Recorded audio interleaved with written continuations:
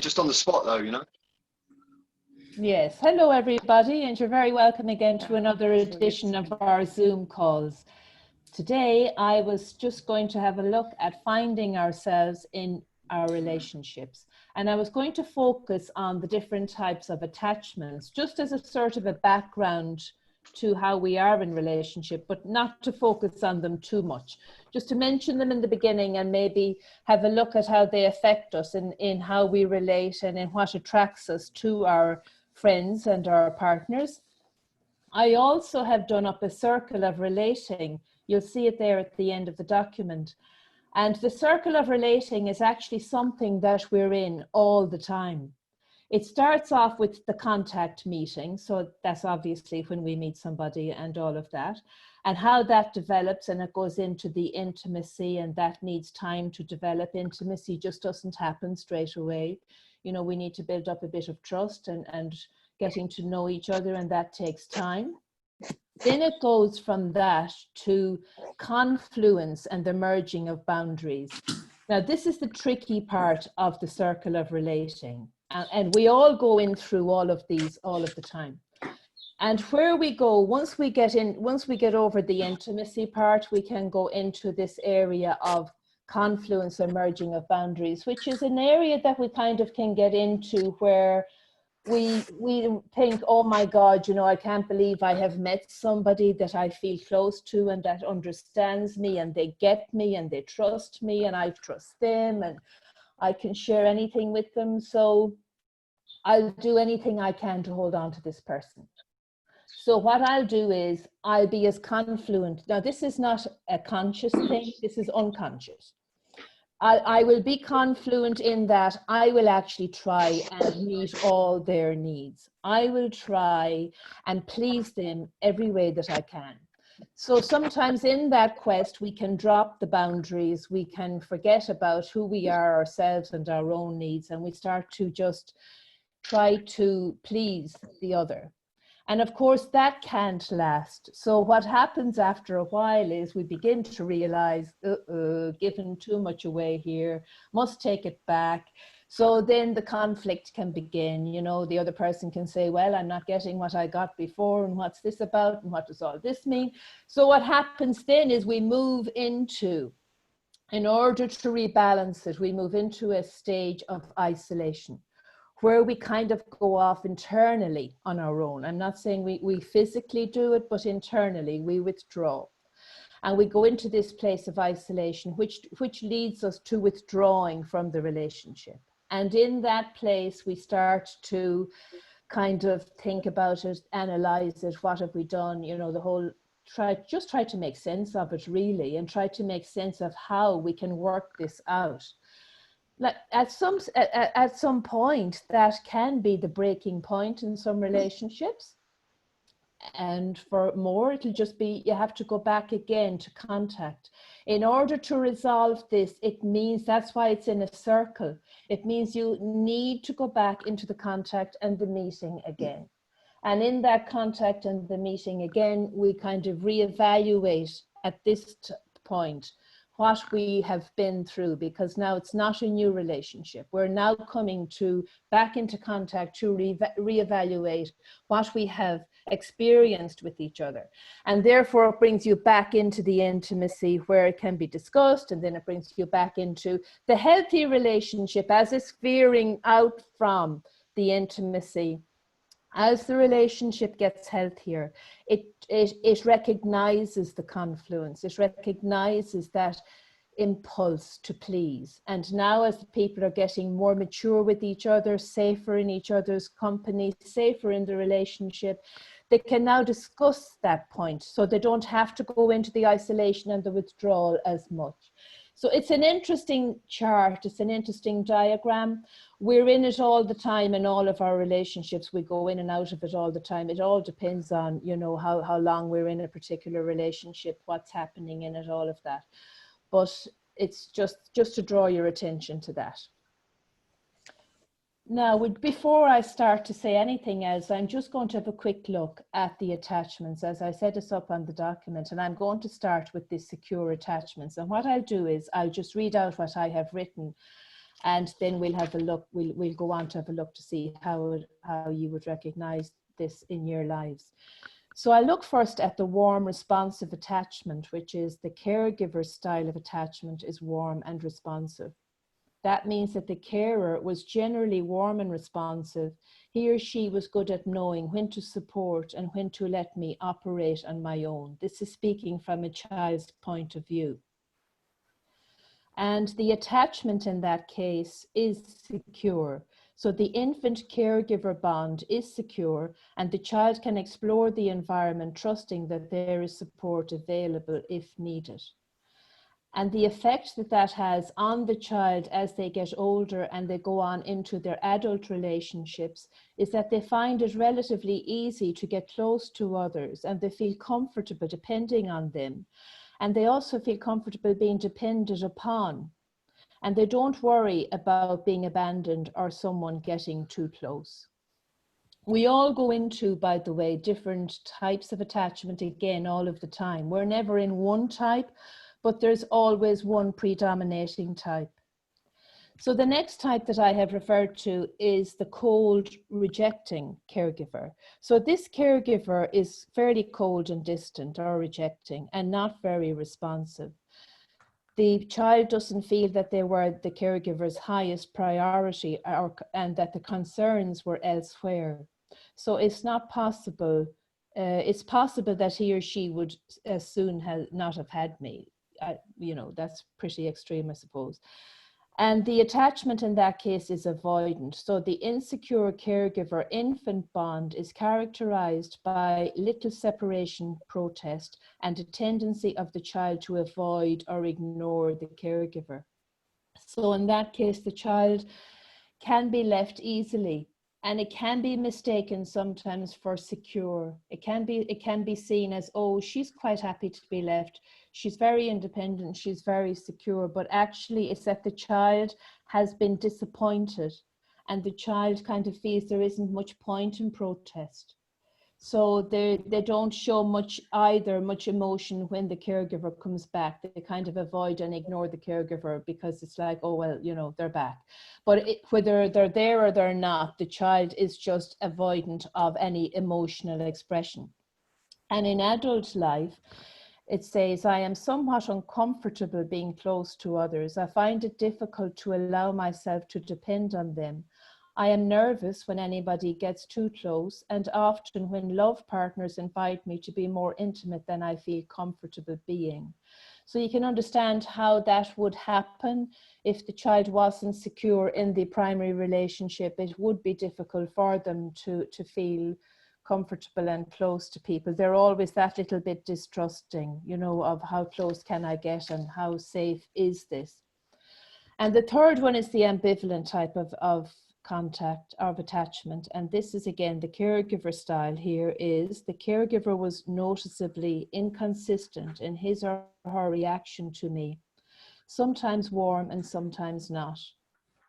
She appeared to have their own agenda, which sometimes got in the way of their responsiveness to my needs. She definitely loved me, but didn't always show it. So the attachment there is insecure. It's an insecure infant caregiver bond characterized by strong separation protest and a tendency of the child to resist contact initiated by the caregiver, particularly after separation. So the child there will be inclined to punish the caregiver for leaving them. They don't want the contact afterwards, but it's in a form of kind of punishing. And there is a strong protest at being left. So the child shows that they don't want to be left in this case. The adult attachment then that would follow from that is that I find others are reluctant to get as close as I would like. This is a projection usually. I often worry that my partner doesn't really love me or won't want to stay with me.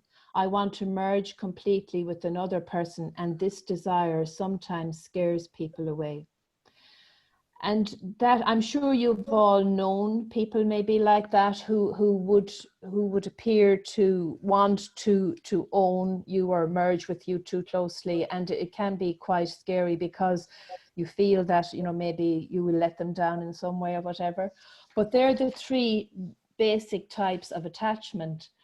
And I suppose we do all have problems in our childhood and in our lives. And I suppose the general manifestation of them is influenced a lot by cultural and environmental and the familial circumstances, but also the soul's journey, you know, the contractual relationships that the soul is in and the lessons that the soul has to learn. And I have a bit here about repression and how it is, how it manifests in families and how it shows itself. And I suppose I'll just read it on now while I'm at this. That repression is something that is spoken or unspoken. You know, it's the mysteries and the secrets that are in families. And the most important rules in families are never spoken out loud. And the identity of a family is usually around what the secrets are that are being repressed. That will form the identity of the family, again, which is not spoken about at all. And an individual who has desires to do something different to what the family would be okay with is determined by the family's group response to that. They decide, it's like this is the first political unit that a child really experiences, because the family decides whether or not that's okay. And then the child is faced with the decision of whether or not they should protest, and whether or not they need to voice this. And of course, it has to be voiced in order for it to be healed in the family as a unit and in the child. So I was going to ask you if each of you would come up with 3 words that you would associate with your home, just to think of 3 words. And you can go in your own time whenever you have thought of them. Is that childhood home or current home? I would say childhood, because we're dealing with the attachments, Laura, and then we can look at that later. Yeah. Yeah.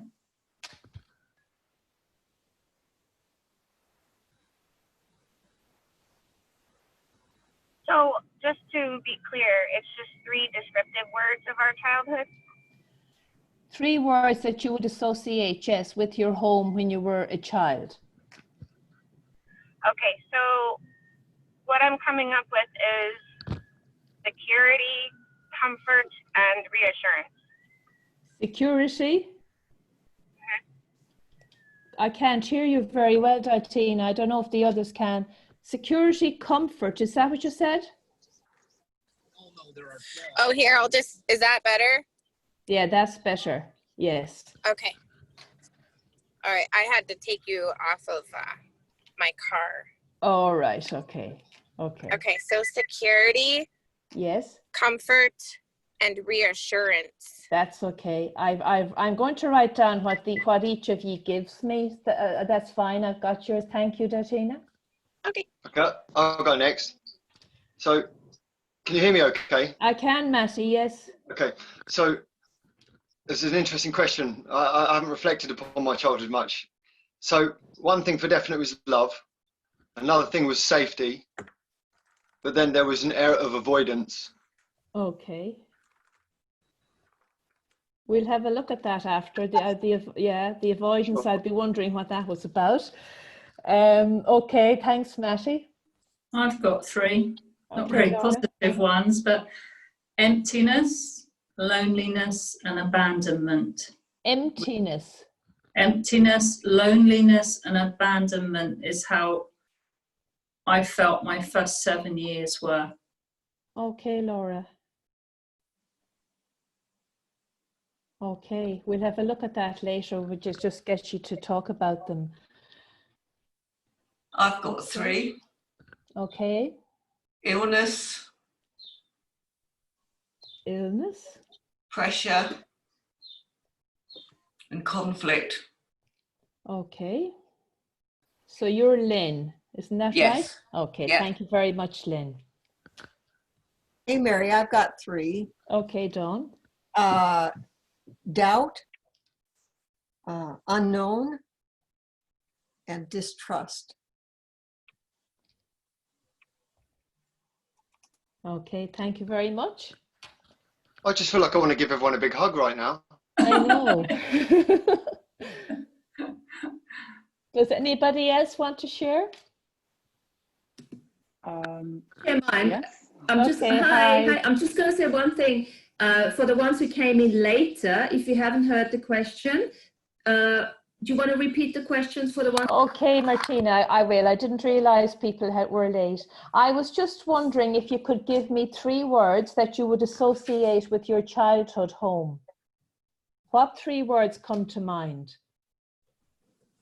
Okay, Got 3 words. you go. Yeah, do you want to go, They're Martina? kind of all one, but it's House of Horrors. Sorry? House of Horrors. And can I get your name, please? Sarah Zimmerman. Sorry, I can't hear you. Sorry, your name? Sarah Zimmerman. Okay, sorry, Sarah. So House of Horrors. Yeah. Okay. Are they the 3 words? I know, right? I have to be a little different, but that's what came to me. So there it is. Do you have anything else to add to that? No? Yeah, I guess neglect and abuse. Okay. Neglect and abuse. Okay. Thank you, Sarah. Ray of Anybody else? sunshine here, sorry. No, that's fine. Everything is acceptable. That's your experience. Anybody have anything else they need to add? Yeah. You're I've got Naomi, is that Naomi, right? yes. Okay. That's right, yeah. I've got like, I'm not really good with the words because I'm in Switzerland, but I try to find them out. First thing That's is okay. sure, fear. Okay. Fear, yes. And just what, I forgot her name. She said was like horror too. Horror. Okay, so Yes. House of Horror for you too. Yeah, yes. And there Okay. was, how would you say, like when there's a lot of drugs and Drugs, trauma. I might say addiction. addictions? Yeah, that's Addiction, right. yeah. Yeah, addictions. Is that 3 now? That's 3, yes. Yeah, Thank you. good. Thank you very much. I'm just going to throw mine in, if I may. Okay, Martina? Independent, creative, and hard work. Independence, creative, and hard. So working. European, Martina. Yes, so Austrian. Have Yes. we anybody else that wants to share? I'll share. Okay. I'm I'm just looking to see your name, Sean. Okay, Sean. yeah. I wrote Hi, lasting. Sean. Nice to meet you, Sean. Hi guys. Hi, Sean. you're very welcome to our Zoom. This is the first time you're on, isn't it? Yeah. First time Yeah. tuning in this morning. You're very welcome. Okay, Sean. I wrote a thought of lasting, familiar, and lovable. Laughing. Laughter? Lasting. Lasting. Yeah. Okay. Lasting, familiar, Yep. and lovable. Yeah. Okay, thank you very much, Sean. You're welcome. And anybody else? If anybody doesn't want to share, that's okay too. It's only if just people wanted to share. So if we're finished, we can move on. Anybody left who wants to share? No, that's okay. So we'll move on and we might have a look at those 3 words that came to you when you were asked about your childhood experiences in your home. And I suppose I'm wondering, I have written down the words here, but I'm not going to start calling people out to ask them to talk about them. But I just want to generally ask if anybody would like to say anything or elaborate on what they have given. I'll be open to talk to you, Mary, if you want to discuss Okay, anything. Matty. It's an open book. Yeah, that's okay. So what would you like to say, Matty? I'm looking again, you have love, safety and avoidance. And I did say to you, I'm wondering what the avoidance was. So it's kind of not something, the avoidance part is something that obviously I experienced as a child, but didn't really understand until later on, if that makes sense. Right. So when you ask me now, in perfect retrospect, sense. yeah, but it wasn't the experience I was experiencing at the time because it was in my childhood innocence, of course. Yes, but yes. My mother, as we've discussed on here a few times, my mother went through the kind of things that the other young ladies on here, you know, who had very different words than I did to describe their childhood. She had that kind of childhood.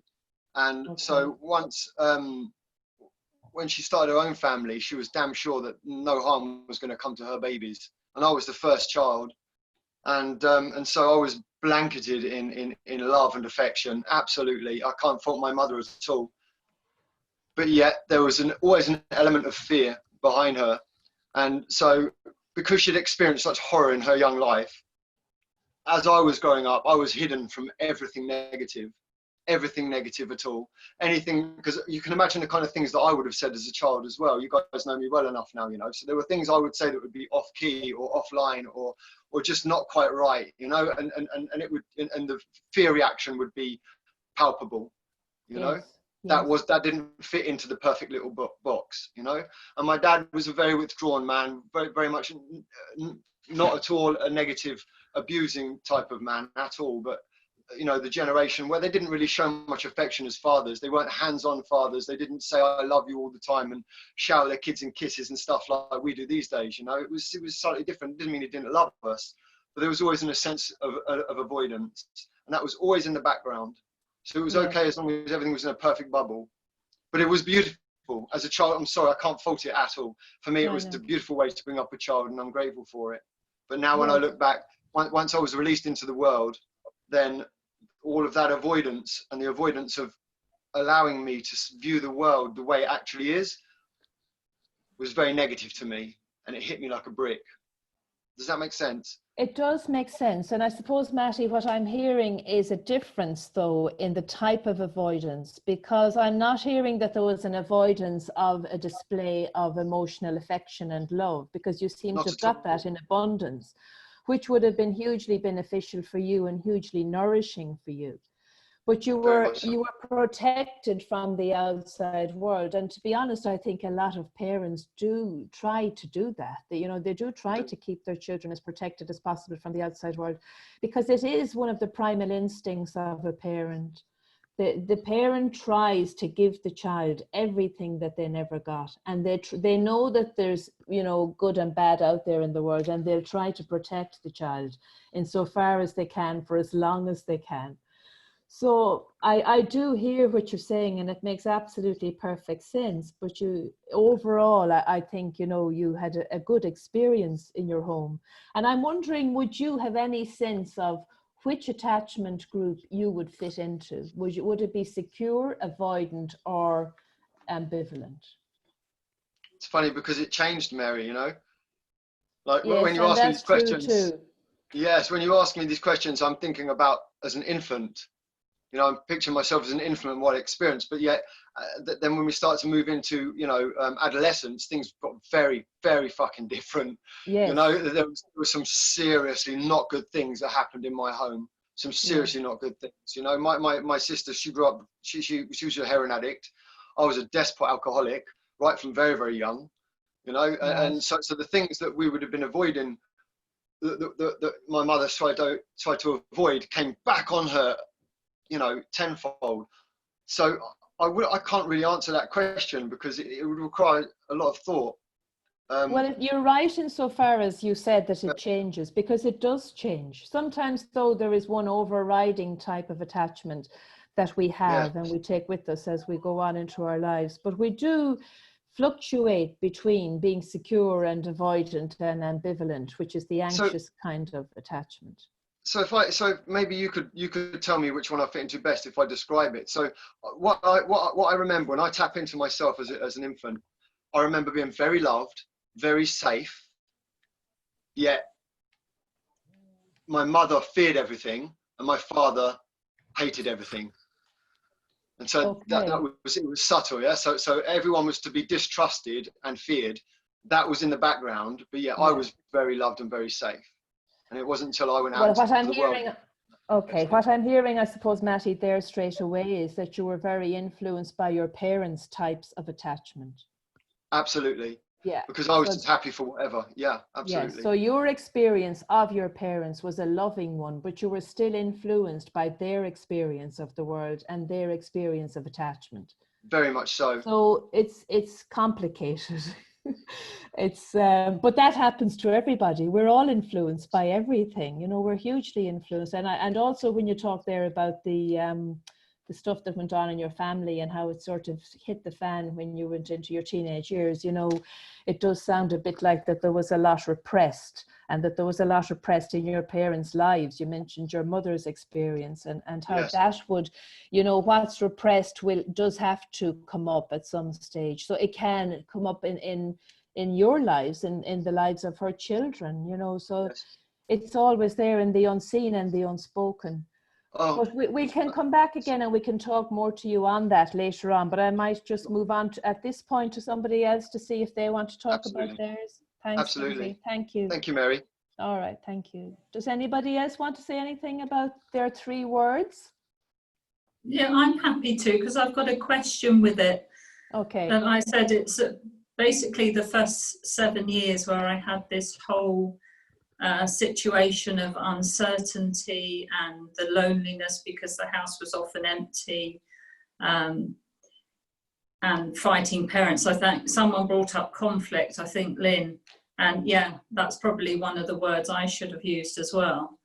And then it went from that when my father moved out with me and my brother, and we moved into my grandmother's, and then the whole thing changed. It was an absolutely beautiful situation. I was very loved by my grandmother, and my grandfather wasn't there, he'd passed, and all the older sort of aunties and uncles were around, and I suddenly got the family that I hadn't had, because the family before was so disjointed, with my parents sort of arguing so much and quite violently at times. So I went from that in early childhood to a very sort of loving, secure home, and from there mostly it was really pretty good, you know, and then I left home. So I'm wondering whether the latter years can wipe out, or certainly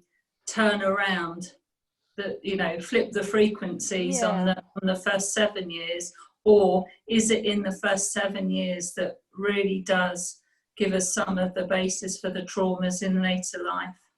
Well, the first 7 years would certainly influence us, absolutely. But the fact that you had a very good experience from 7 years onward in your grandmother's house would have a huge healing on you. So in a way, Laura, you've experienced both. You've experienced the avoidant and the anxious type of attachment, and the secure.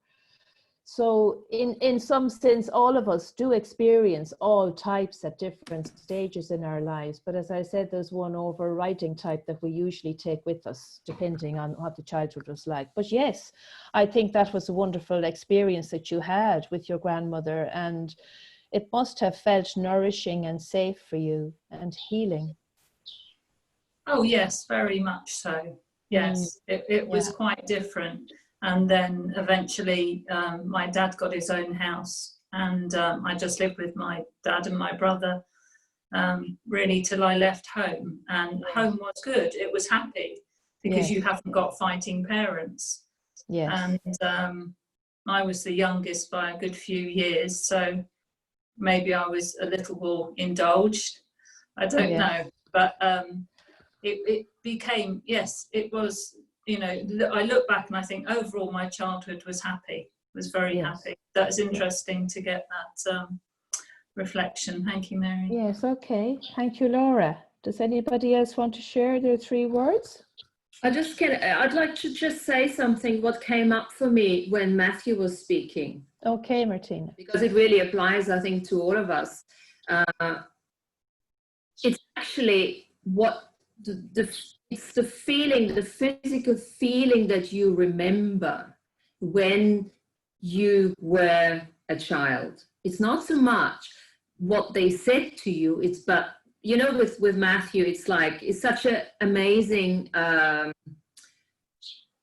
what's the word, example here. Because you might have said, I love you, but what you physically felt as the sponge that you were at the time, you were picking up all her crap at the time. Yes. It's really the physical stuff, the feeling that we picked up at that level of our, expansive thinking and feeling at that stage, not so much the words. And this is really what messes us up. Yes. Can it be changed? Absolutely, yes. That's Yes. what we're doing. We're changing it. Yeah. So yes, I just want to say that. And to my 3 words, Jesus, I forgot half of abuse, all of it, all there. I totally forgot all these things. As you guys are speaking, I'm Well, just it's getting interesting. reminded, Yeah. you know. Yeah, it's interesting though, Martina, that you did forget and that you came up with independence, creativity, and hard working. They're the 3 that has stood out for you. Yeah, but the independence for me, you know, carry on here, was actually because of the abuse. That's why I always had to be independent, because there was no caring other than there was safety. I had food and, you know, a roof over my head, but there was no emotional security there. This is why I called it independence. This is such a great thing to actually look at. Creativity, yes, there was a creativity, arty and everything, but I had to be creative in order to survive. Yes. We all had to be creative. We did, because we wouldn't have survived. Yeah. Yes. And hard work, it was fucking hard work, yes. Yes. And it's interesting then how I, in later life, how that made me choose partners, relationships that were so reflecting of what had happened in my childhood. And when you say so reflecting of what happened in your childhood, were they reflecting just 1 or 2 aspects of it, or did they reflect all of it? It was so interesting. You know, first partner probably was more like my mother. Second one was more like my dad, although there was a mix of everything, you know. And then at some oh my God, like my sister, you know, it's like, whoa, I thought, you know, you're like my mom, but actually it's amazing how all of that gets reflected. And the good thing is it changes as you evolve, and you don't have to have 20 partners in order to really catalog your changes. You can feel it in one relationship, moving on and how you're changing. As you're clearing and you go into mastery, your relationship changes even with the same partner. Absolutely it does. And that's where the healing takes place, and that's where it's wonderful. Everything can be healed. I'm wondering, and I'm just going to go with you because you're talking now. Could you identify, Martina, when you look back over all of that and all of the relationships and all of the experiences, a thread that is running through? Sometimes we can notice it, sometimes we can't. There might be just a thread that is somehow linking all of this, even though one represented your brother, the other one was your father, the other one was somebody else. Like for me, for instance, I would have come from a very patriarchal type of family. So always the men, you know, were important, and the women were seen as people who would be serving the men. It was never spoken or said, but that was a thread that ran through my life for a long time until I spotted it. And I'm just wondering, would you spot something like that in yours when you look back? Yeah, absolutely. For me, it was the opposite. It was a matriarch, you know, thing. So what I then did, I had to, well, I didn't have to, but that's what I chose at the time. I almost masculinized my femininity in order to bring that in that I was lacking, which then created a lot of issues in my relationships in the beginning, you know? And, you know, as you're saying, the relationship that you have with others reflects the relationship that you have with yourself. And over the years, as I started changing the relationship within myself by letting go of the programming and the abuse and all of it, my relationships outside changed as well. And I started, you know, bringing different people, not just intimate relationships, but any type of relationship into my life that were on a much more balanced and co-creative level, rather than that old codependent type of relationship. Yes, so you were finding healing for yourself, and it is a wonderful journey, because we do find ourselves, as this title says, in our relationships, and in that we find healing because we begin to see how we relate. And when you think about it, isn't it a wonder we can manage it at all? When you think of what's coming together in the field with me and in the field with my partner and my friends, like they all have a whole lot of experience, just not just from their family situations. Like there is all what's in the unseen as well, you know, the karmic journey, the soul's journey, the lessons, the contracts. So we are very complex in what we can manage, actually. And yet, we can do it, and yet we can heal, and yet we can find ourselves and heal and bring healing to those that we're joined up with as well. Yeah. I mean, there's one thing I've always done. I've always looked at relationships as a tool. Yes. As initially as the mirror principle. That's what I used to work a lot, you know, looking at, so what am I seeing in this person that is reflective of me? Until you get to a certain level of mastery where you then also can look obviously at forced you know, evolution, and somebody forced them. So, but in the beginning, if you look at when you start your clearings, the mirror principle is beautiful to look at. And then it's the, you know, joyful enthusiasm. You've got to do it from a place of joy and fun and hey, and what can I figure out? And I've always had that, you know, for me, it's always like, okay, how can I improve on this? So what's going on? I never looked at it from, oh my God, I'm the victim. It's the one thing I've never done victimhood. It's almost like I've done the opposite. Okay, exploring, that type of stuff. And I think that Martina, though, with your type of, because I recognise some of what you say in me, you wouldn't have felt safe being a victim. It wasn't. It's not safe to be a victim, is it? Yes. Yeah. I think that's from your independence. You know, you were so independent, Martina. That was kind of your response to the unsafe feeling, to be independent and self-sufficient. But you know, it's not better than the other, because I had to learn to actually receive. I had to really learn to allow a man to look after me. Yeah. And I mean, that it's not any better. There's no, you know, right or wrong. There's none of them better or worse. They're just the way that it is. And it's just I mean, position that we develop and hold, because it works for us. Whatever worked at the time. For some, it might work being the victim. That might have helped them get the recognition, get the love, because really what we're looking for all the time is love. We want to feel loved. We want to feel secure. So if the victim position provided that, that's okay. There's no judgment on it. Yeah. But you see, this is such an interesting... We're always looking, sorry. We're always, it seems we grow up looking for someone else to fill that void of love we haven't got. And I'm wondering where along the line we actually learn the self-love and the self-esteem, which is something that does seem to be missing. It was certainly missing with me. And certainly missing in a lot of people, isn't it? The understanding of the self-love.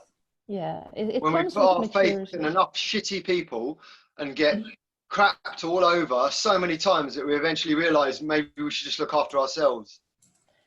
Yes, I agree, Matty. And I think that that's what happens. I think, and you were saying at what point does it come, Laura? I think it is part of our experience of trying all the different relationships, and we do learn from them, no matter how painful some of them were or how joyful some of them were. We do learn a lot from each one. And in that process, we learn, I think, to love ourselves.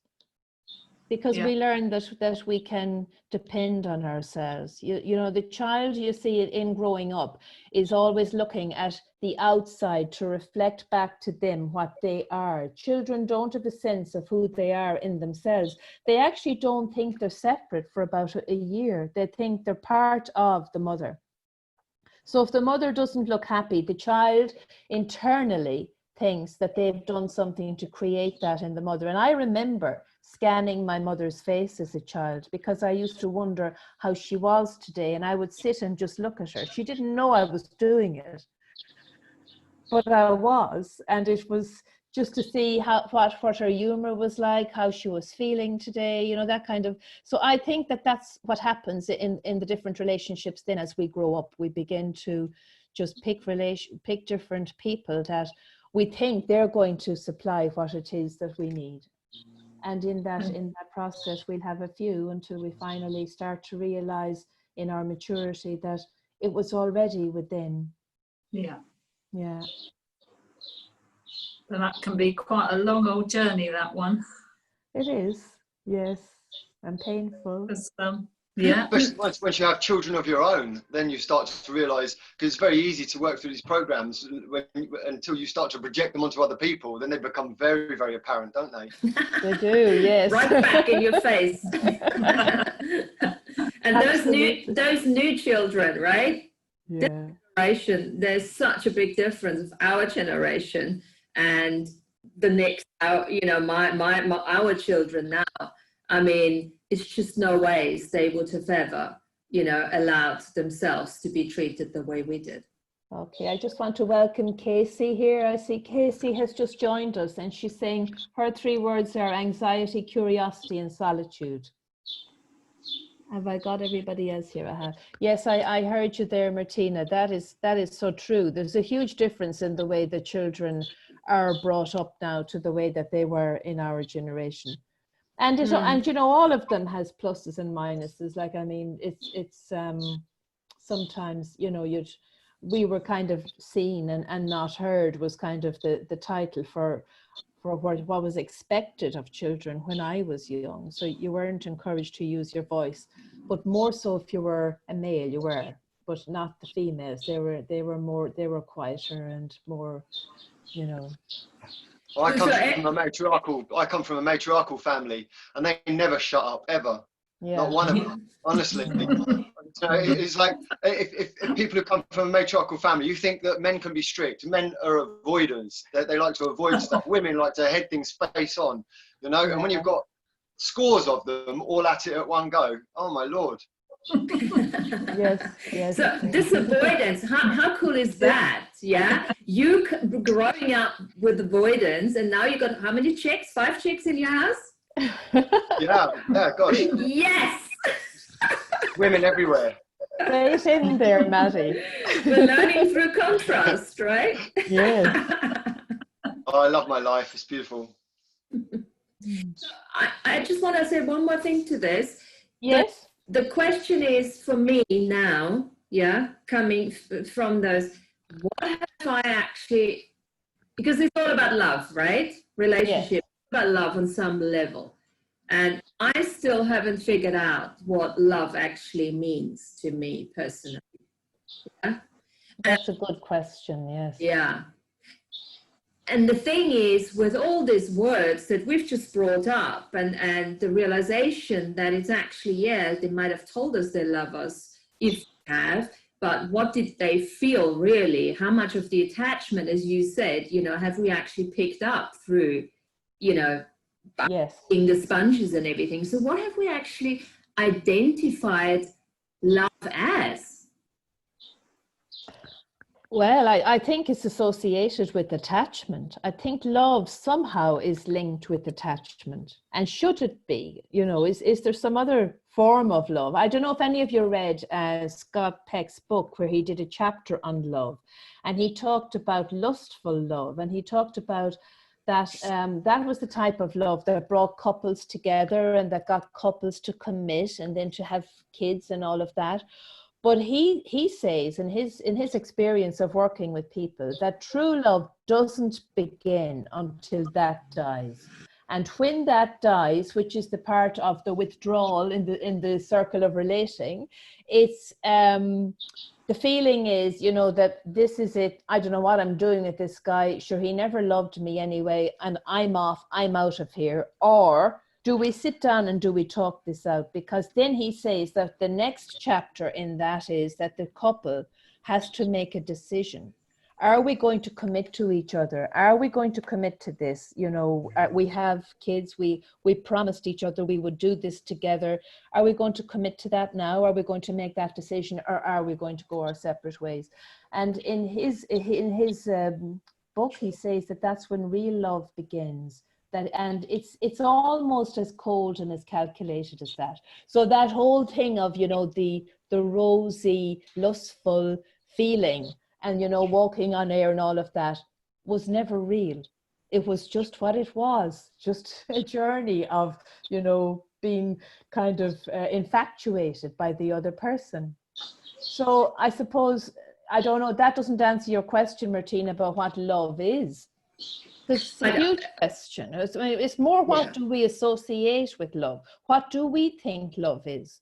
What's love for me? What's it for you? What's it for everybody else? And you know, a question to everyone, and don't look for an answer. I'm actually not asking to have the question answered. I'm just asking for you to think of it, on it, because it is a lifelong exploration anyway, and see what it. I'd love to tell you what love means to me. Go for it. Because love for me used to be an attachment. Love for me, it used to be something that I thought that I would attach to, but now it's absolutely whatever brings me peace. If I meet a person and they make me feel peaceful, or I am in a situation, and you know, when Mary was talking about relationships, she was relating it between people. I was thinking about nature and life in general, and the way I relate to the world itself, you know, and apply those same, you know, principles to it. And I think love for me is whatever brings me peace. And I feel that now deeply. And you know, when you said about nature, Matty, there is an attachment too that we have to nature. You know, there are places people love to visit, and they love to go back to that place, and they feel attached to it, and they feel at home in it. And it's similar to the attachment that we can have with a person. Like, there's several places now that are popping into my head that I love to go to, because they mean something. There's fond memories of that place, those memories of safety and security in that place. So yes, you're right. It does involve nature as well, and our surroundings and our environment and all of that. Very much so. And I recently made a visit back to the town where I was born, and it's a war zone where I was born. And every time I go there, it's very, very different experience, you know. But I still feel that kind of that tie to it is getting further and further away. It becomes almost traumatic. We literally just drove through it the other day and got a flat tire, you know. It's like life just tries to draw you in a different direction. Right.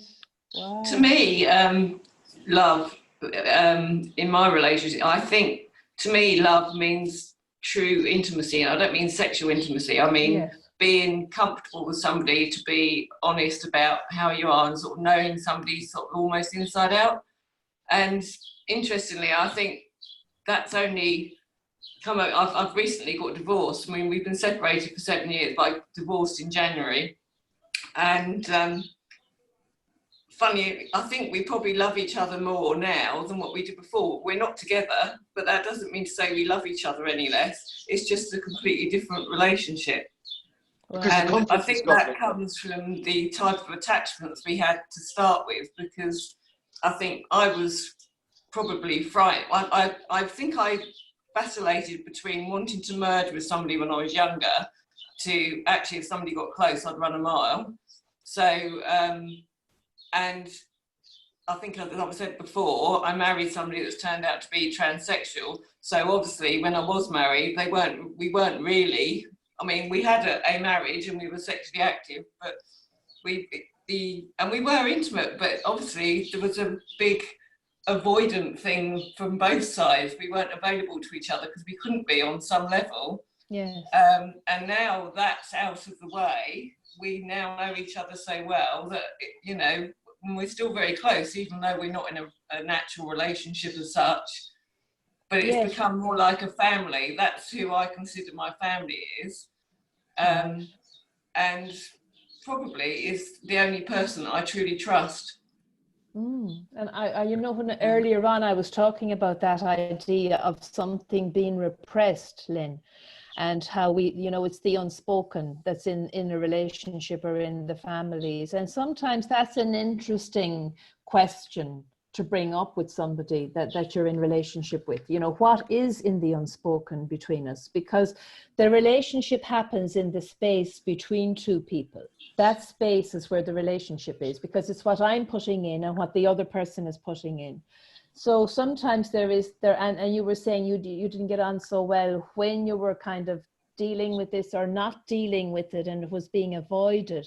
But now that it's being dealt with and talked about, now you've discovered a new ground where you can be really intimate and open and honest. And now the relationship is wonderful, and it doesn't matter one damn whether what sexuality you have or he has or anybody has. Yeah. It's about the relating of the hearts and the souls. Yeah, I just consider him or her a sister. You know, I've just got another sister. All right, I left a husband, but I've got a sister. Yeah. And that's family, you know, So the labels were the problem, really, you know, the husband and the expectations, I suppose, of the what expectations yes. and the fact that for years, I mean, I obviously chose that person because I'm not comfortable with people getting too close, but in the same vein, I was very frustrated by it because I couldn't understand why they didn't want me, if you see what I mean. I know. So, but it's funny how it turns out. It is. And I take your hat off to Martina, because I haven't mastered the art of letting people close. I've just decided it's much safer to live on your own. Yeah, that's okay. That's okay. Whatever works for you. So does anybody else want to talk about their 3 words, or any one particular word that's standing out for anybody? I don't want to go singling people out, but some people have put their words up on the chat, but I leave people free to talk if they want. It would be nice to hear some of the new guys as well, though. Some of them had some interesting things to say. Yes, it would be nice, yes. Well, I have 3 words, doubt, unknown, and distrust. And, you know, as I wrote them, I felt like I was kind of deceiving my family. Yeah, I know. Because my parents always said, you know, they really wanted us to have a happy childhood. And, you know, as I've gotten older, I began to realize, you know, that doubt is really the one thread that I've carried with me. And seeing and you know, just experiencing that has been really the revelation. You know, all the things that seemed like such suffering in my childhood. There was sexual abuse, there was physical abuse. All of these things have just you know, turned into gold and opened in me in a way that has healed the part that came, you know, to be healed. Yes.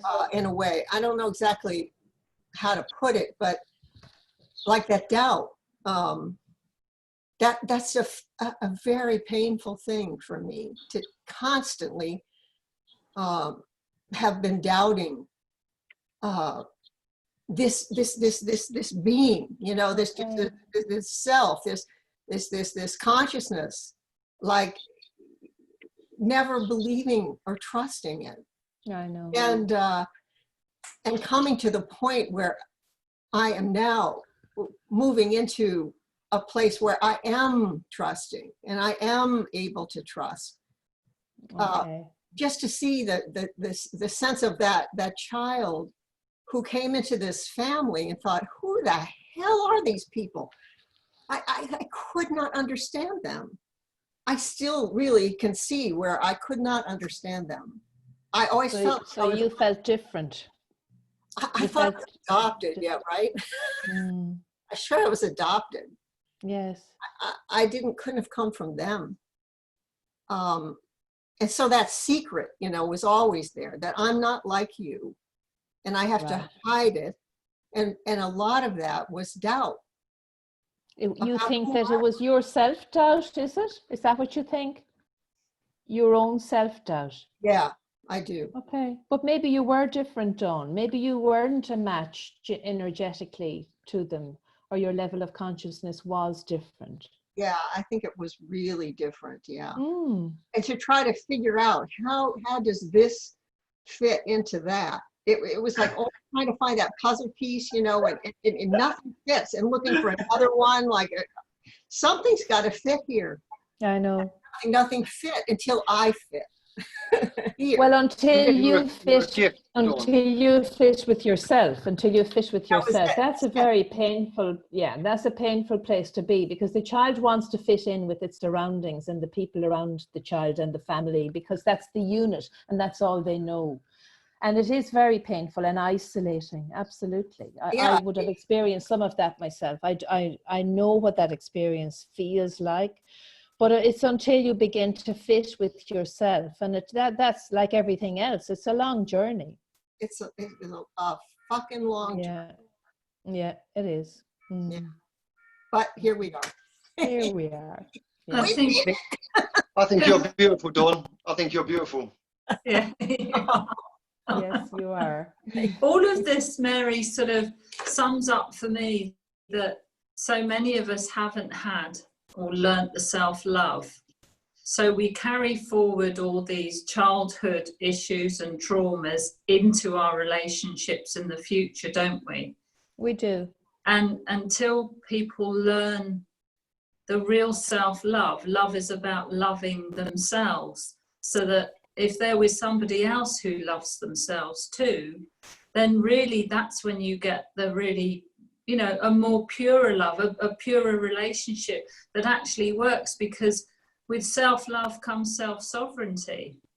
So once you've got that self-sovereignty and you've both got it, that's a tremendous relationship, because you've learned to heal your, I mean, I know that's sort of idyllic, but that's what we're all sort of working towards in all of this, isn't it? It's healing all these traumas. Yes, and even in finding sovereignty, self-sovereignty, to find it in the other, and the other to find it in each other, is often something that, you know, is transient, because relationships are always moving. They're not just reaching a certain stage and that's it. Now I found it. Now we love each other and we love ourselves and we're sovereign. It just doesn't stay fixed. So because there's such movement in relationship, you know, they're always in flow. It's just about, I suppose, going with that as well. But yes, that is one of the values of relating. I think it does help you to get to that point maybe a little faster than if you were deciding to live on your own. But I don't know, because I haven't done that. I have been in relationships, so I don't know what it's like to be on my own in my life. And I'm sure that there are ways that somebody who isn't, you know, you're relating anyway with colleagues and neighbors, and you know, there's always this relationship in our lives always. But all the better relationships are when we learn to heal and love ourselves. And they're usually the more intimate ones, because they're the ones that will challenge us most. Yes. Yeah. So Mary, let me ask you a question. You're saying, you know, like you've never been alone in a relationship. Now, well, no, I don't mean alone in relationship. I mean I haven't not alone, out of a relationship. So I'm just want to ask everyone here, with all our lovely words, how do we remember how lonely it can be to be in relationship? Yeah. Oh yes. Yes.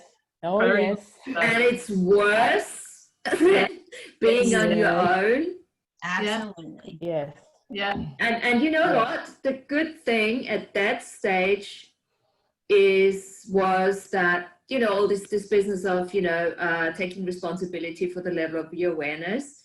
We probably weren't aware at the time what was required for us to do, or most of us at that age weren't in a position to just walk away.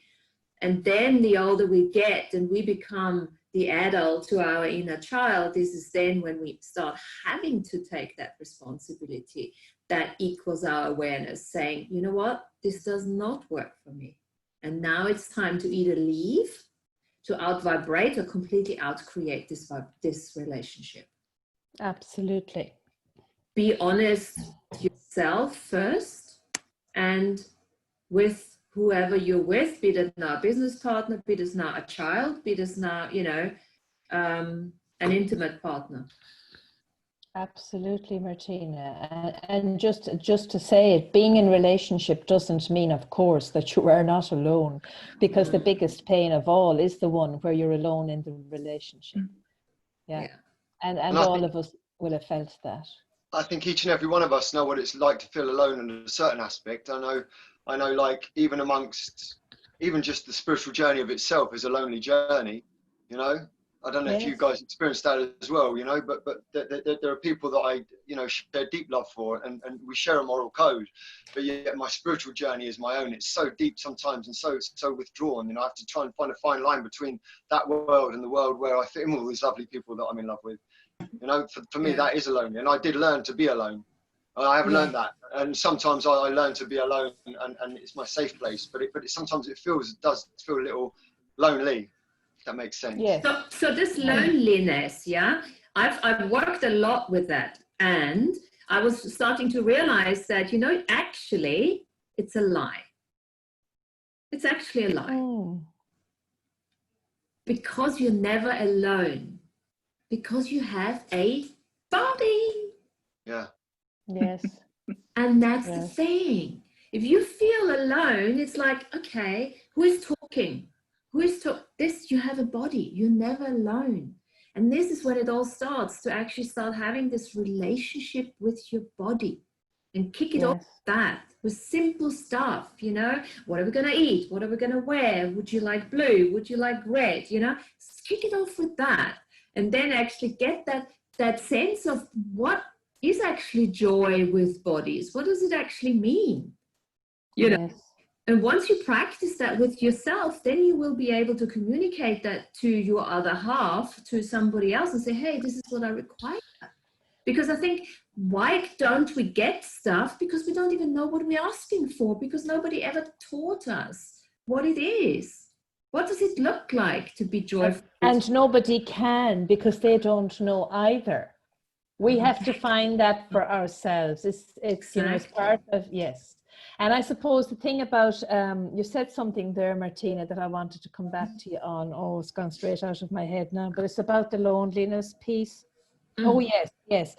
You know, you were saying about being alone and the loneliness and nobody can fill it for us, and they can't, because again, you see, people that are in our lives have all their own experiences of attachment, and there is this craving in us to be with others, that there's something about that we all have this longing to be with people, and that it's not okay to be on your own. And I do worry sometimes about the generation now that are always in contact.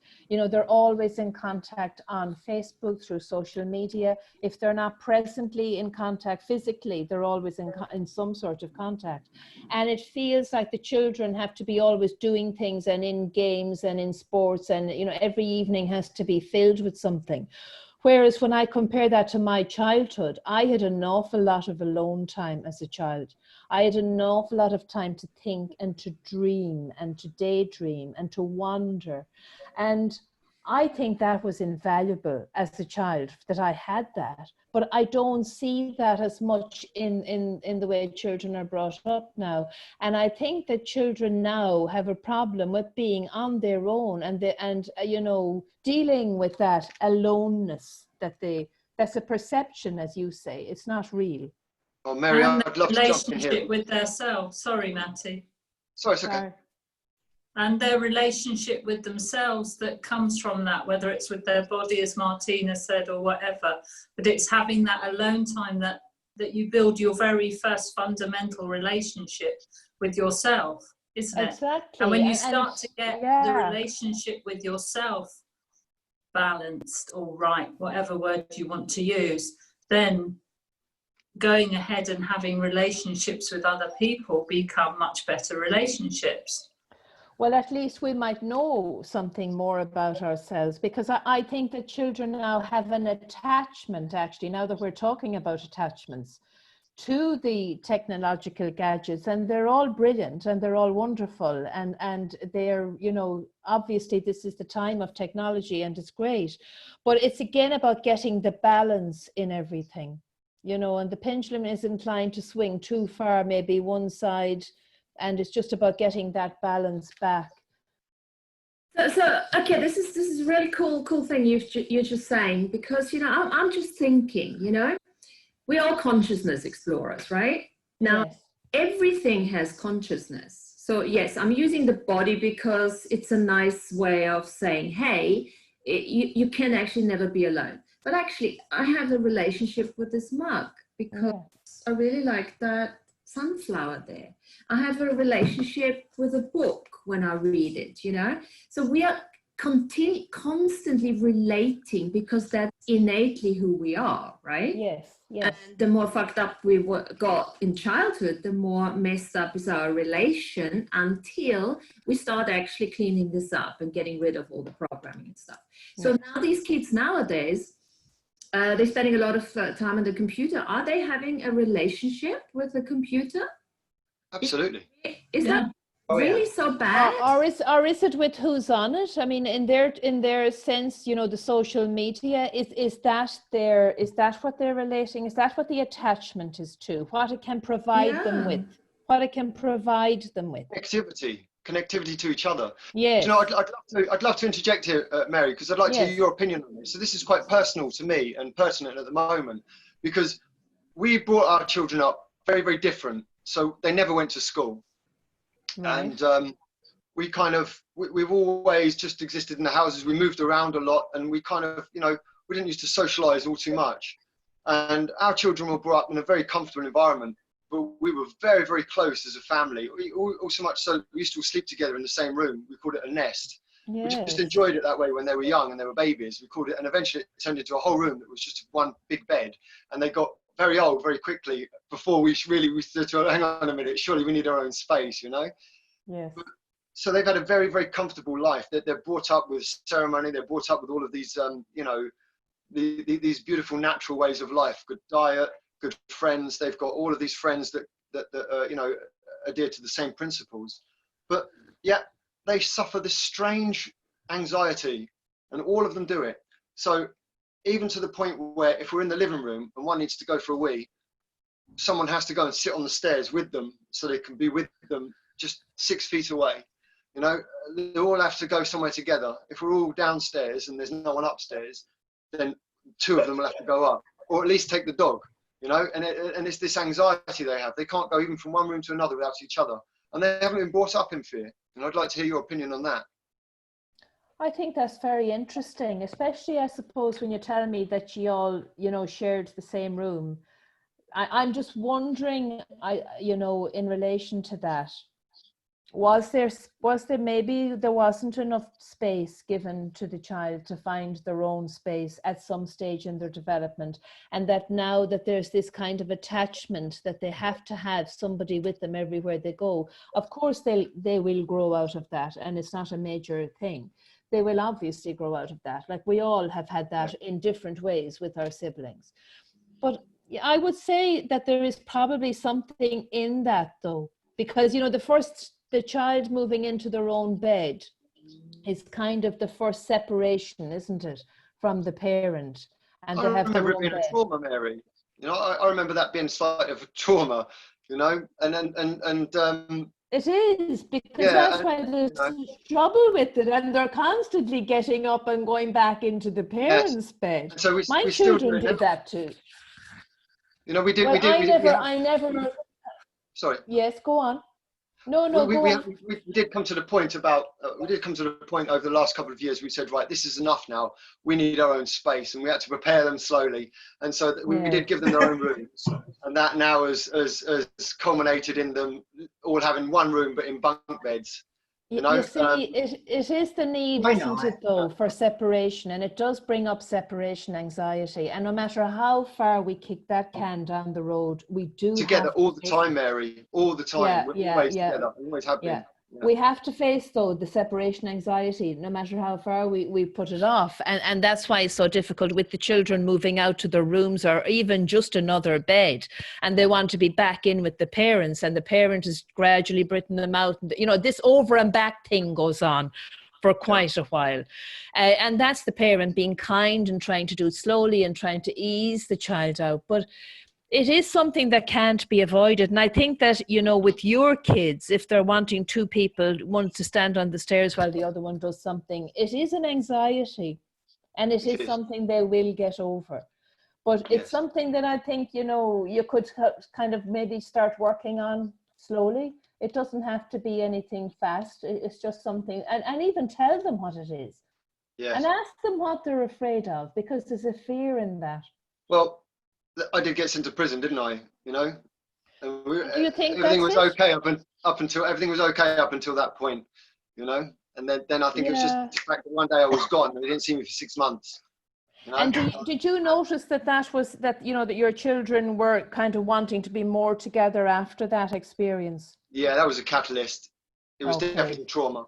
It was definitely a trauma, yeah. Okay, well then there's a fear that they're going to lose you again, maybe. So Yeah. maybe that, you know, you could talk about that to them and say that you've noticed that, you know, that they're afraid to go together or to go on their own, even to the toilet, and, you know, and talk about fear, even not mentioning maybe what you might think it is. See what they think it is. It's funny, Mary, because there's funny things that they just like this is probably not great for radio, but my youngest, she's completely wild. She's wonderful.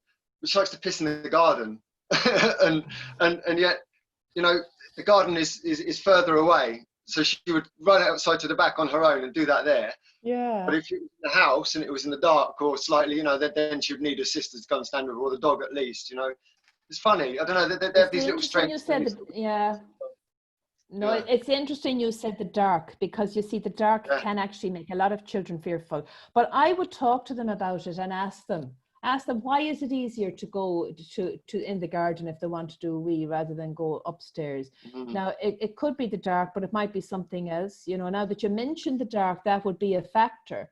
But obviously there'd be lights, I presume. But anyway, you know, I would talk to them about it and try to create a bit of separation. You know, they will have to do it at some stage, unfortunately. And if I can just ask Matty,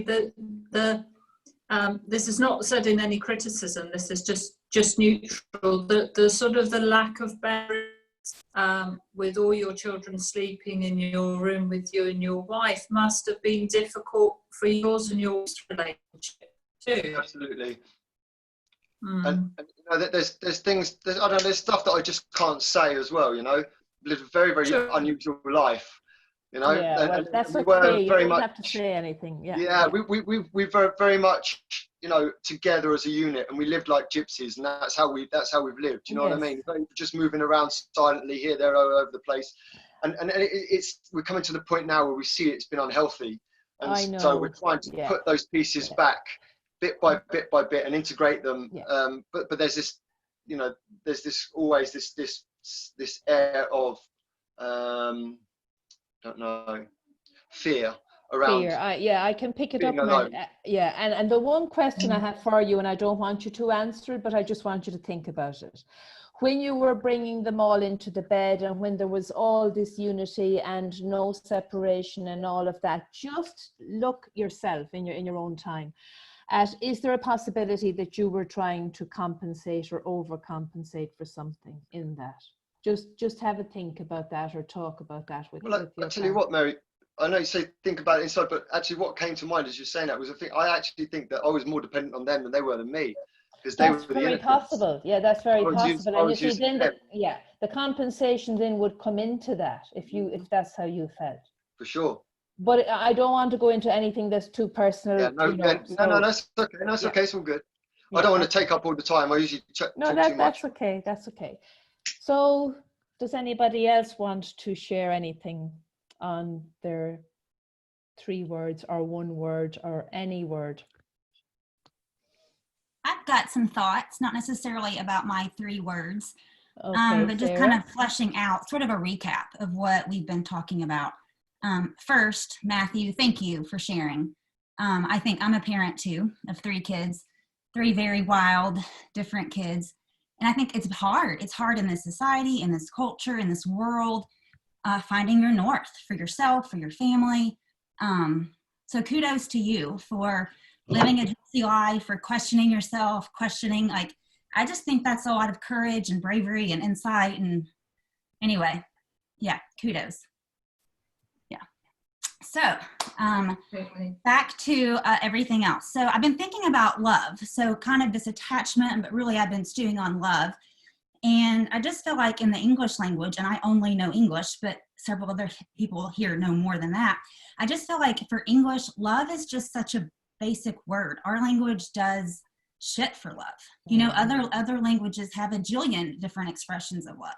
So then I'm like, okay, well, what's our point of view about love?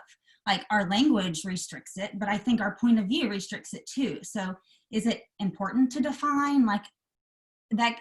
I don't know. And sometimes you have to define things to get them out of the box. Anyway, more of those thoughts. And then when you were talking about real love, about how you don't have real love until after, you know, the kids and whatever. And I don't know, I kind of want to call bullshit on that, because I feel like that's a version of love. I feel love goes through stages and layers and deepening. And I think you could have lots of different versions or expressions of real love. I know in my life, I've gone from kind of what I thought was love to, oh, that was just puppy dog bullshit, to that wasn't love at all. That was like, ugh. And for me personally, I didn't know how to love until I had a kid. I was so confused and so broken and so whatever. It wasn't until I had a kid, and then I didn't even realize what I was feeling. And so in some ways, I don't think I knew what love was until I experienced love for my child. But then I'm like, can you really love anything else until you love yourself? Because that's where love starts, isn't it, with self? And I guess a kid is a part of yourself, so maybe. Lastly, in this thread of recap is, I think a lot of my personal growth came when I used to live life as like a, fuck you, you're not controlling me. Fuck you, you don't think I can do that? Watch, I'm doing it. And then all of a sudden, like, I've done it all. I've fucked them all. I've, you know, risen. And then I'm like, I kind of hate this. I didn't want any of this. I've done all of this to fuck them, and they don't give a shit. And so I was like, wait, I'm just so reactive. And so you're not gonna, you know, you're not gonna do anything to me. You're not gonna control me. Then I'm like, oh my God, but they did. I just totally let them control me by trying to fuck them. So then I was just like, oh my God, it went from like a fuck you to I love me. I can make choices from I love me. And that is like, so that's out of a response. I can respond to people. I can respond to situations. I can respond just from a place of love, which protects me more than this whole fuck you thing. You know, I thought love was just kind of weak and vulnerable and people will take advantage of me, but it's like, not if I love myself, not if I love myself enough to say, oh, that's not right for me. That's not going to work. Whoa, you know? So anyway, that was my last little thing. It was a huge thing to me to just go from, instead of like, fuck you, fuck you, fuck you, to be like, well, fuck you, thank you, because it helped me love me. Excellent, Sarah. Well done. Yeah, that was really nice. Yes, you've summed it all up beautifully as well. And the thing is, we say, you know, you talk about, you don't know about love until you become a parent. And I think that's because we don't know what love is until someone loves us in a way that then we get to say, oh, that's love, you know? And then so, you know, a society of people that don't love themselves have a very loose moral code, you know, but once we know what it is to be loved and then we know how to reflect that love back, our moral code changes. And it is a gradual process, but absolutely for me, it was exactly the same, Sarah. It was becoming a parent and being loved for the first time in the way that I thought that's what love is. And being able to love too for the first time. Exactly. Because I think that's the gift of a child. A child teaches you how to love, actually, because we don't know how to love. Yeah. And it's the dependency of the child and the fact that they are so vulnerable and they need us. It does draw out, it draws deep out of the well, because you want to turn up for the child. You want to give them as much as you've got. So that yes, I would see that too, Matty. Yeah. I just need to say something. This was so cool. Thanks, Sarah. And thanks to all of you. Yes, it was. Yes. Do you know what? My exploration with love has got me so far. Now, I'm at the level to look at love is actually not an emotion. Yeah, I think I'd agree. Fabric that holds it all together. So for me, love is now, I equal love to consciousness. Consciousness is love. Love is consciousness. It includes everything and judges nothing. And it is almost allowing us to be here to have an experience. For me, it's no longer an emotion because I've never understood it. I looked at the Access where they do it, and they do it really lovely. They have 5 different ways for love. They say it's gratitude, it's allowance, it's honor, it's what else is it? 2 more, which I keep forgetting, which is a lovely way of doing it. So you plug it apart. Trust, thank you, and there was 1 more, which I keep forgetting. That's why you got to ask, what does love mean to me? What does it mean to me? It could mean anything. But it's, for me now, it's now become a fabric, the fabric that holds everything together. Because love has been so misabused and abused, misapplied and abused in this reality that it means shit. Absolutely. And I'm no longer running after something that means nothing to me, right? I make up my own bloody words. Yes. Nice. Now, can I chime on that, Martina? Go for it, yeah. And then Herminia, go for Sean, yes. Let me just say something. Herminia, you must just, after Sean, Herminia, just talk. Yeah, I see your. Oh yes, Herminia has 3 words up, Herminia. So you come in whenever you want, okay? After Sean, yeah? And after I shall Sean. Okay. Yeah, no, fine. I just love this concept of defining love. It's pretty interesting because it's such an amenable thing. And so to define it is kind of trapping it in a box. So it's, I know. So it's like, it's kind of nice to just imagine it like a big amoeba. And it just, sometimes it's pulling this direction, and it's pulling this direction, it's pulling this, and that's the go. Because it really is everything, and it's just following things as they moment, and it's constantly changing. So as soon as we define it, we've limited ourselves. But that doesn't, like, it's still a fun challenge because we can define it at the time, but that doesn't mean it's going to be the same later, where we have to redefine it or fall in love again, or however the situation manifests. So we can keep, it's just constantly changing. So we got to keep up with it, and moment to moment kind of deal. Yes. Yeah, totally. Yes, absolutely. Thank you very much, Sean. Thank you. Yes. Okay. Herminia, do you want to come in now? No? Okay. She's had her hand raised, which I can see here for so long, but I wouldn't even know. All right. She's still there. Yeah, I can see her. Herminia, can you hear me? No, she doesn't seem to be able to hear me, I don't think. Anyway. Is she connected to the internet for the microphone? Mary, you might want to unmute her. Is she muted? Maybe you she's muted. No, she's not muted. She's not muted. I can see her. No, it's okay. Maybe she just doesn't want to talk, so I don't want to keep focusing. I think she's trying, but her headset isn't working. Okay, and you know, she had that. Oh, she's muted. I can see her muted. Yeah, I've muted her. Can you unmute her, Martina? Can you unmute? Well, I'm working on it. Herminia, if you can hear us. Go on, MJ. Oh, she's unmuted now. No. Talk. Are you there? No. Oh, I can see her mouth moving. We can't hear you. Her. We can't hear you. Okay. Oh dear. Okay. Maybe she can unplug her headset and plug it back in. You know, something like that. Yeah, try that. I need to learn what to do with those hands when they come up.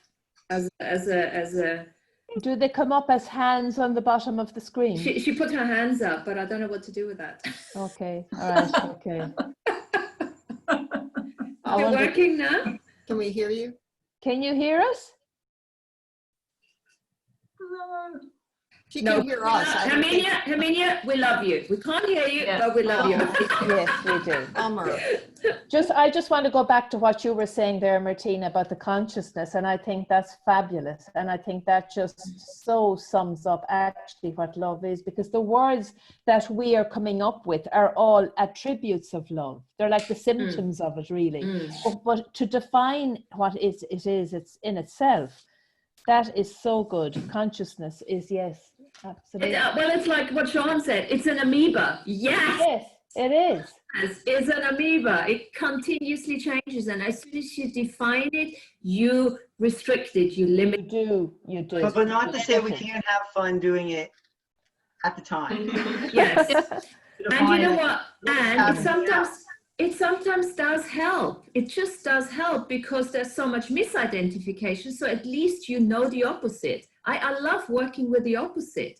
When people tell me this, and I'm thinking, no, this is really heavy. This doesn't work for me. So what is it actually? So that I can put it in words, because sometimes that's what we need to do.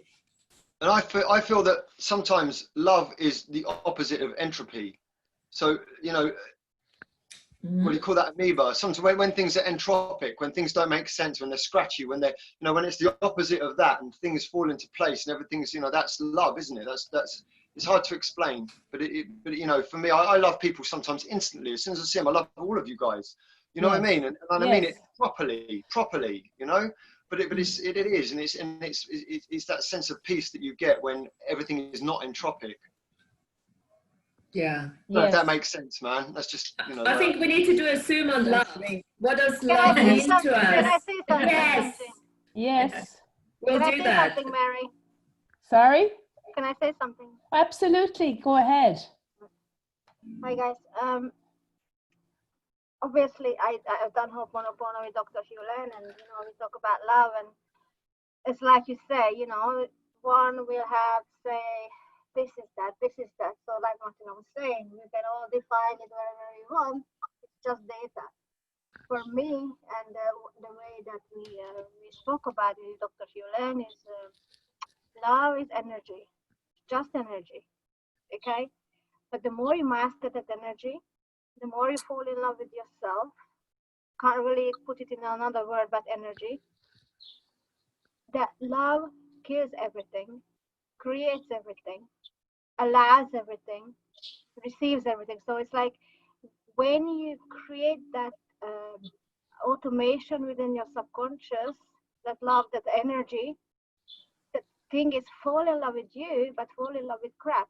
Like Martina said, fall in love with the opposite. Because when you do, everything will cease to exist that would disturb you, that would piss you off, that would, you have to react to it. But it obviously takes time to create this within yourself. So automatically you can do that, which is what we're talking about, that, you know, we're developing as we're going along. So did I, with, you know, I had lots of crap and all that. But love is just energy. But when you fall in love with you and with everything else, with the past, present, and the future, love is just is. You know the I and the I in Ho'oponopono, but remember Andrew says I, the I. Yes. Okay, that's what love is. So you can't really say, oh, the other words, just is. That is that. Thank you for that, Andrea. Thank you for that. And it actually reminds me of something that I studied once. It was about love and about the energy of love. And there were, and in this, I forget now where it was, but in what I studied, it was saying that the only energy actually that there is love, and that hate and all of the other are just the opposite of love, that it's always love, it always will be love. And that is the energy that is here, and that's the only energy that keeps us here and that functions here. And I thought it was a lovely aspect for love, you know, and a lovely way to look at love, because it's just the absence of it when we go into the opposite of what it is. It's just an emotion. There's almost fear anyway, isn't it? It's like I got, you know what, Laura, I'm glad you said that, and I'm going to tell you why.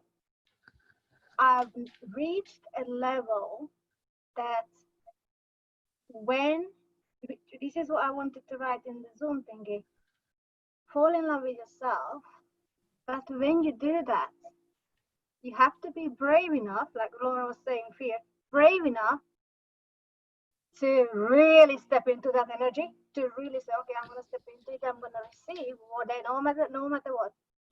And I did that, and I've been working a lot of things, and suddenly things that have been happening for the past month, I am at awe.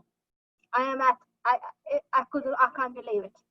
Yes. When you really step into that, you know, it's about honoring. It's about it's about honoring that, really, isn't it? It's about honoring that love. Yes, it's and it does. Changing.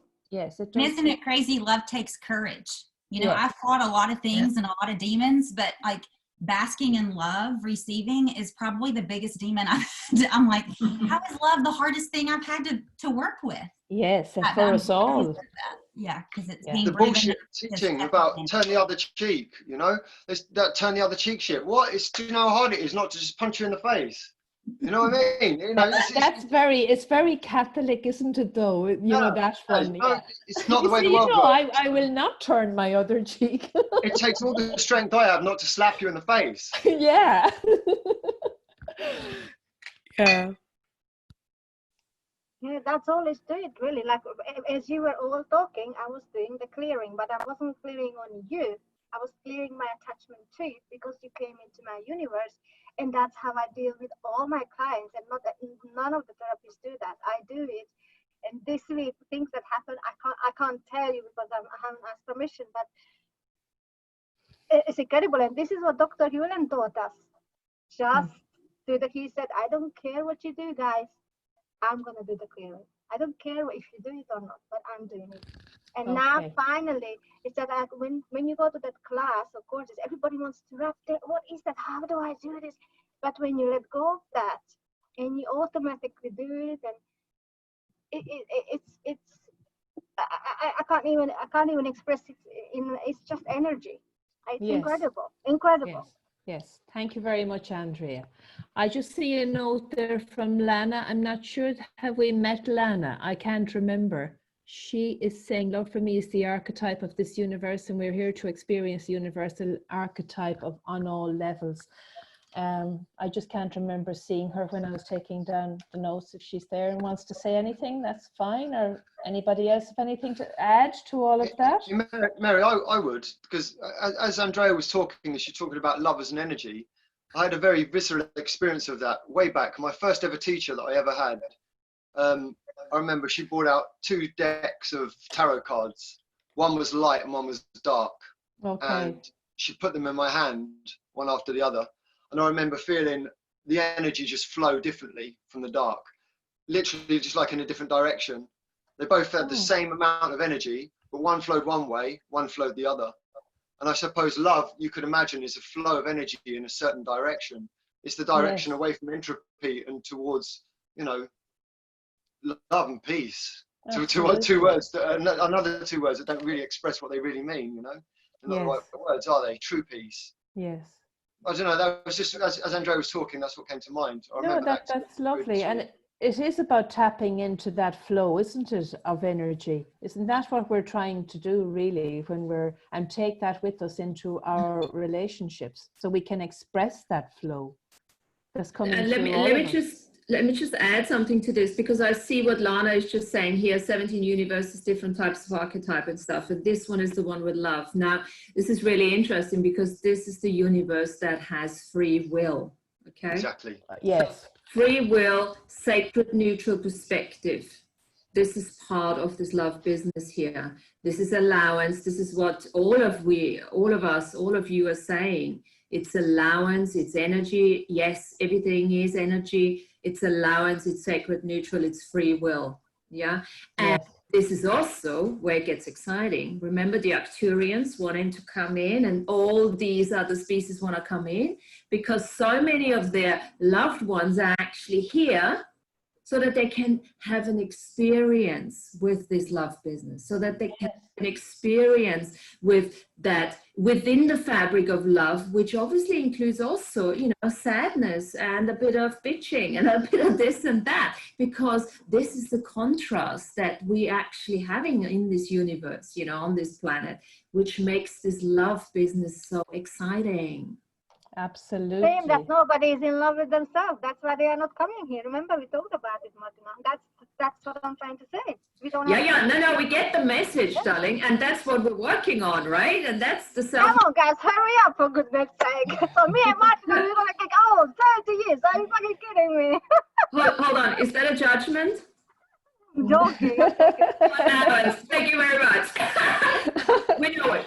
So this is what we're here for, and this is why we're doing these Zooms and everything. But this is, I really like how Lana actually added this multidimensional element in it. And I do remember Andrew actually saying at the time, this one, you know, what are they waiting for? They're waiting for us to step it up, to step into that love, to not step into it, understand it. Yes. Cognitively, but also from the heart. The courage, like Sarah says, you know, having the courage to step into it, because what does that actually mean? Yeah. It means that we have to actually also allow to be vulnerable. Exactly. And it's the only way we will learn it and find it is when we're vulnerable. And vulnerability is the big new strongness. It's no longer about you, like Sarah said, you know, she couldn't have been more expressive on that. And right, it's not the rebel. It's all old paradigm. It's not be vulnerable. Okay, I fucked up. Okay, I feel scared. You know, hey, hug me. That type of stuff, you know. This is the new strength. This is the love journey to get to allow ourselves to fail, to allow ourselves to, you know, get through and redefine. Sorry, I'm just on a roll. Just let me finish. To redefine emotions, completely fucking redefine relationship, love, and every single emotion out there.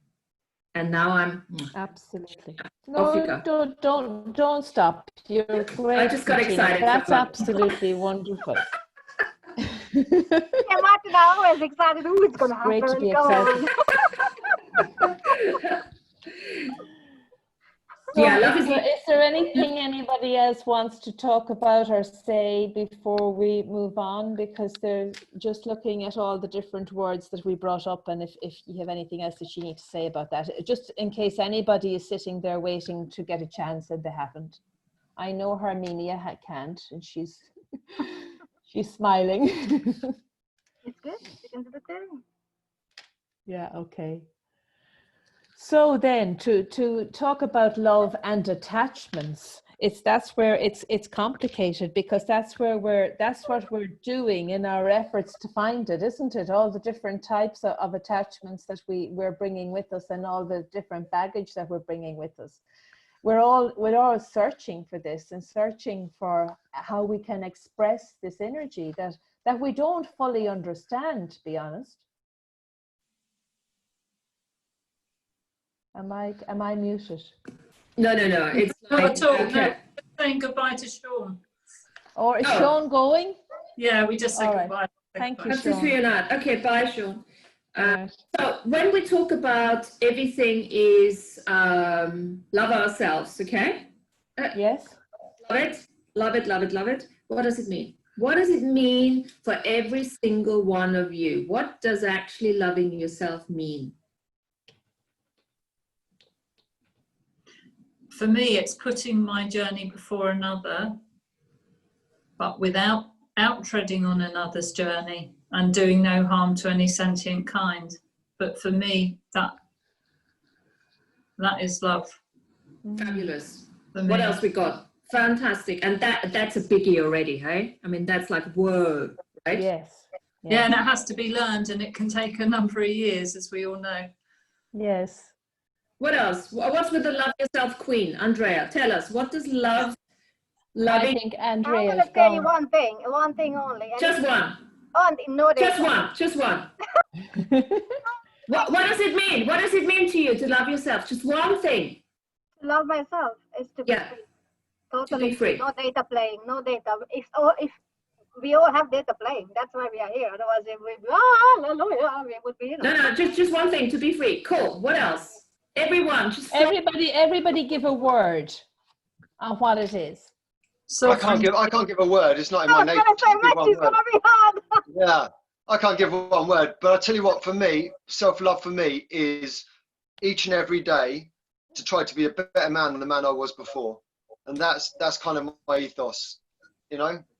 So it goes for everything: the way I eat, the way I exercise, the way I am with everybody else. But it's always just about how can I be better tomorrow than I was today, without judgment, purely for the sake of it. Well, if I try to say, can you hear me? Sorry. Yeah, go ahead, Naomi. Yes. I was just thinking the same thing like Andrea, but I'm trying to break it down a little bit. And for me, it's like what I just experienced the last couple of months with the lockdown and with separating with a friend. I just noticed loving myself is like really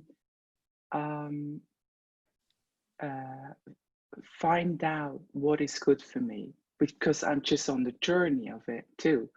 But I realized it's a big journey for me. But the most important thing is like to respect my strength when I'm with people, because I just love everything. I love people so much, and I just give a lot. And then I just realized I just totally overboard with my energy. And that's what I just, that's what I just learned the last couple of months for myself, is like loving myself is really respecting my strength. And are you okay with being overboard with your energy? Is that okay with you? No, that's what I'm saying. I just stopped there. I'm just on the road for that, as you say. You know, I'm just learning to really listen to myself and find out, is that okay for me? Just Martina just talked about it, and I think Andrea too, like to find out what is right for me and what is not, you know. And that's, you know, like, what a I'd big call thing. that, Naomi? I'd call that honouring myself, or honouring my journey. Yes, honor is what was coming to honor. me. Honor, yeah. It's when you respect yourself enough to make your journey the point of focus, because it is the most important, because all other relationships spring forth from your relationship with yourself. That is self-mastery. On honouring your journey. Yeah, I just want to add mine to this one, because it's the same type of energy. It's, for me, it's choosing to be with people like you guys that maintain a certain level of vibration. Awareness, Awareness, where I don't have to make myself small all the time. I know, Because it's exhausting. Choosing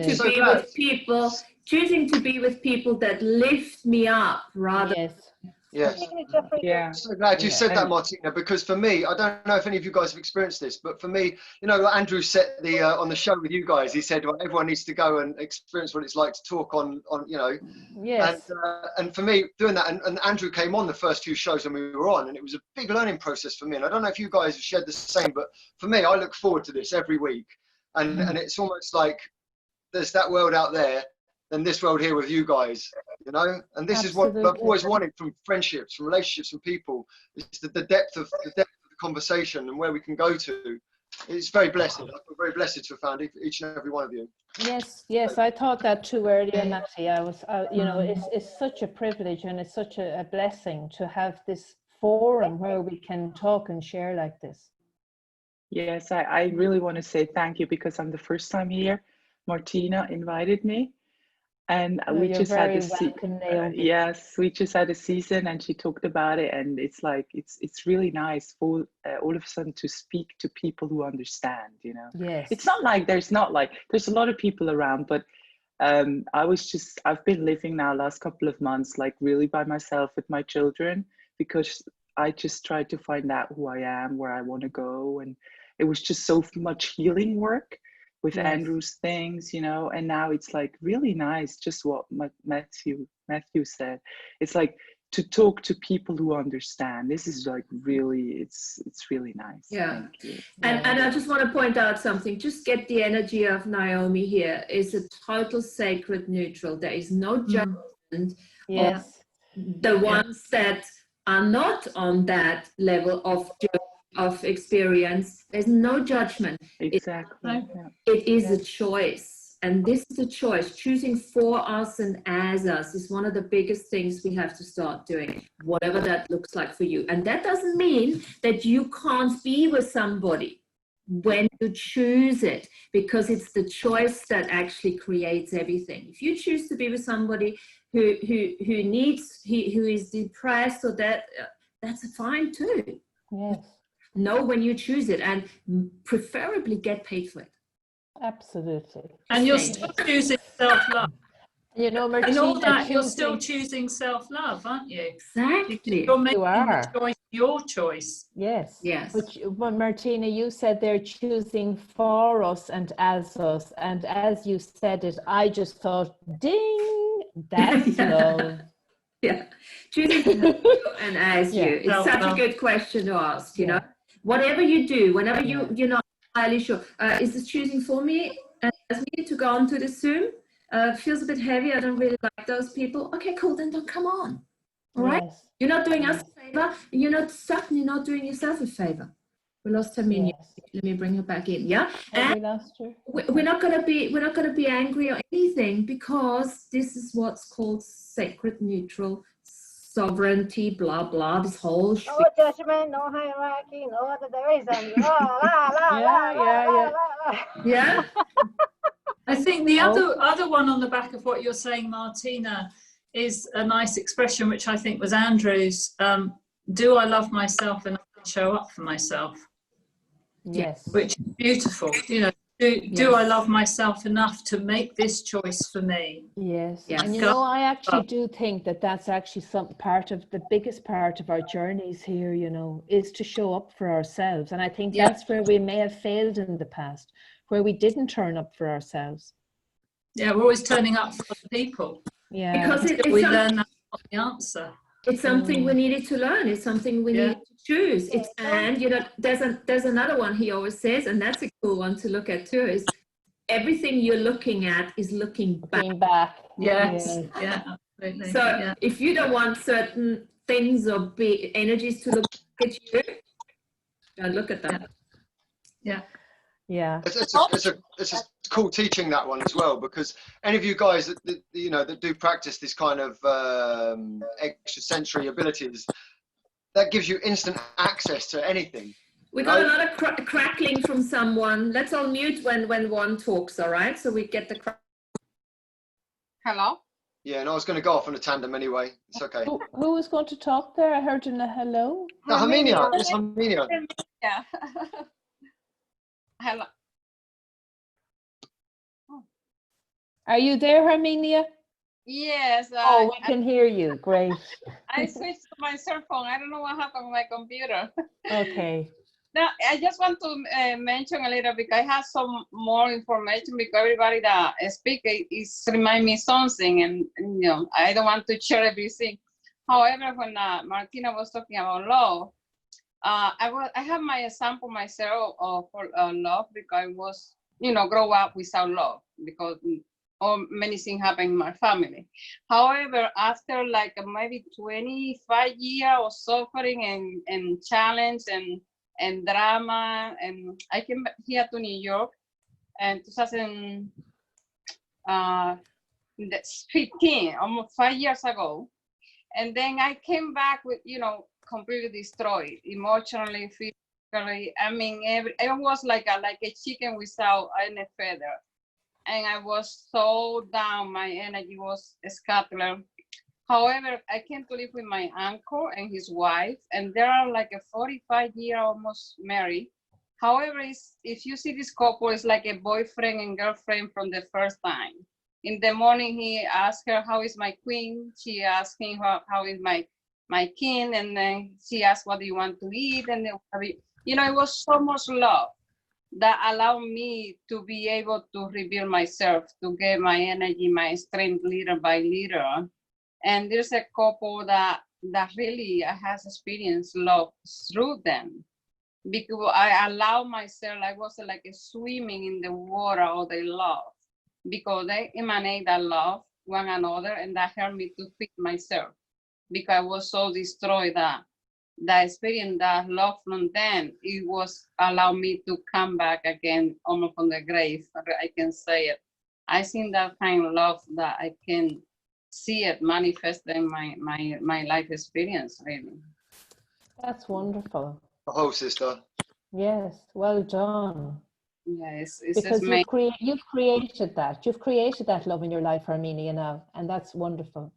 Yeah, I see so much gratitude for them that, I mean, I cannot express, because they were like the cushion for love for me, that I need to be able to come back. I was so destroyed that I think that was the only place I couldn't really get healed.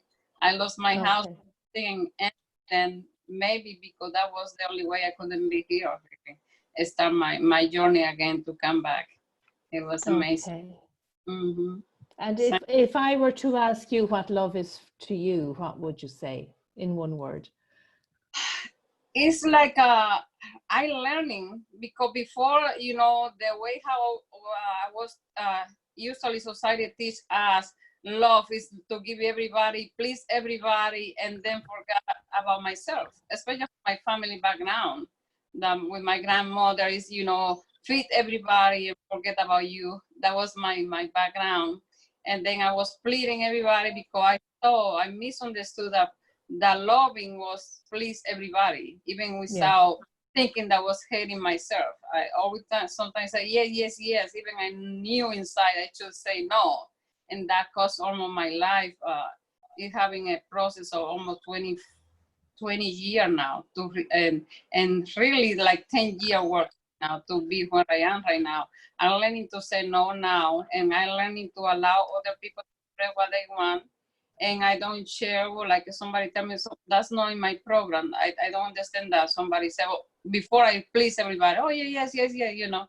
And then now is respect myself and take care of my body and my environment, my energy is a must to, you know, because I was in the grave, I came back from death.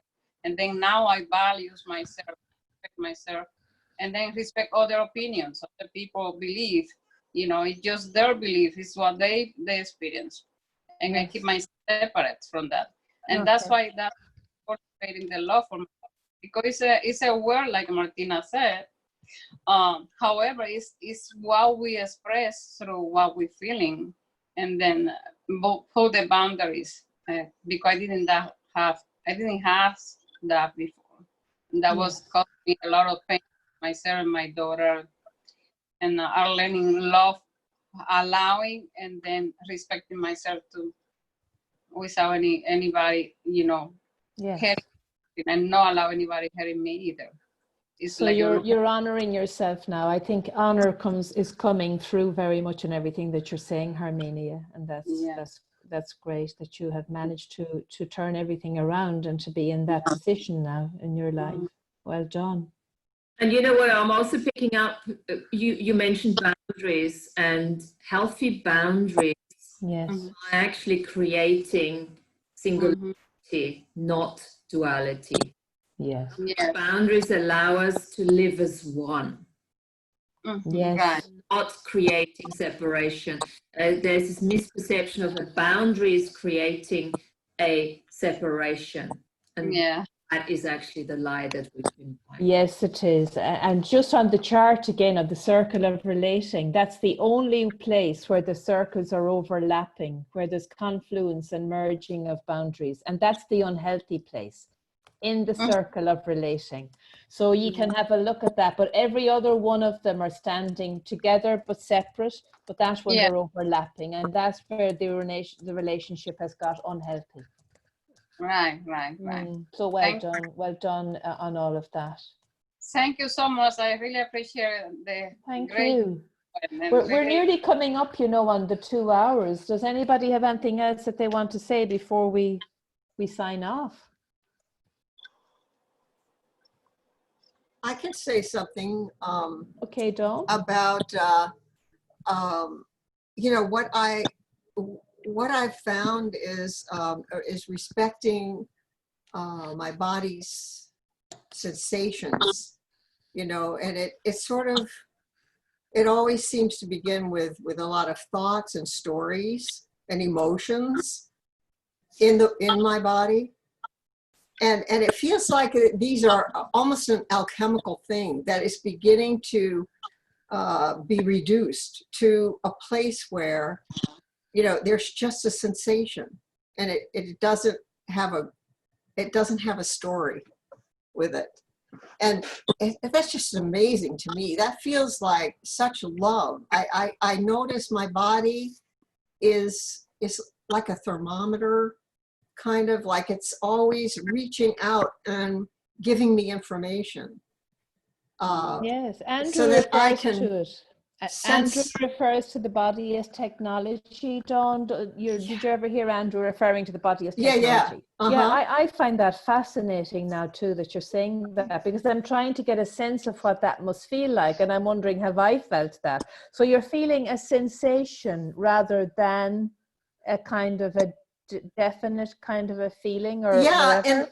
and like the other day I had to take a trip, and I had to visit 2 stores and go to places I didn't know where I was going using a GPS, and the phone Right. sometimes failed. So it was stressful.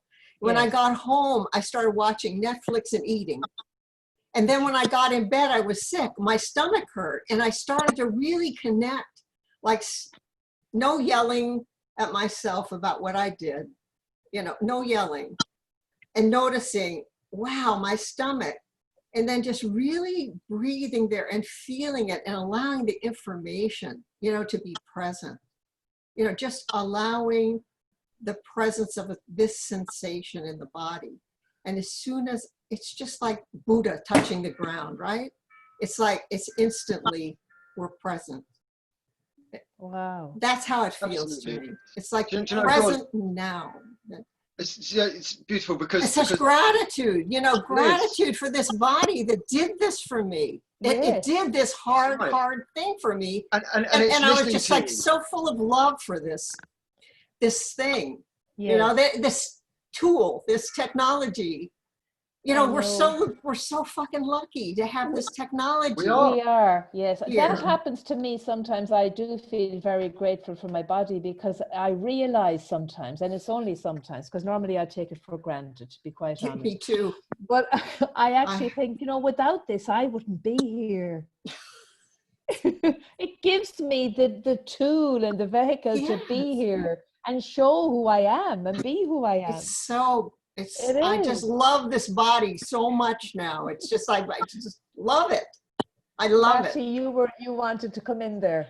Yeah, I'd love to really because I loved what Dawn was saying, and you know what people don't really often talk about, you know, the waves of this graduation that we're going through. But I do notice certain patterns in certain people, and there are certain, you know, things that happen. And at the moment, very much so, I feel like the bodies are beginning to respond to us in a way that they never have done before. And for me, I had an experience just the other day where I'm doing the washing up, and because now I've stopped fighting with my body, it's actually like it's trying to teach me. So it was bringing up these mental programs and conditions and showing me, oh, right, this is how this works. And the next one would come, oh, this is how this works. And we went through this plethora of different mind programs over a span of about 15 minutes where it was teaching me, you know? And I think we can, our bodies, you know, they can work against us if we're fighting them. But we're coming to a point where, honestly, if you just listen to the body and get the feeling of it, it has more to teach us than it does to fight us. You know, there's a lot more it has to teach us. Oh, absolutely. It has. It's a great Programs are all in teacher. there. Yes. Yeah. So, has anybody anything else to add to any of that? Just want to Eat thank veg. you all.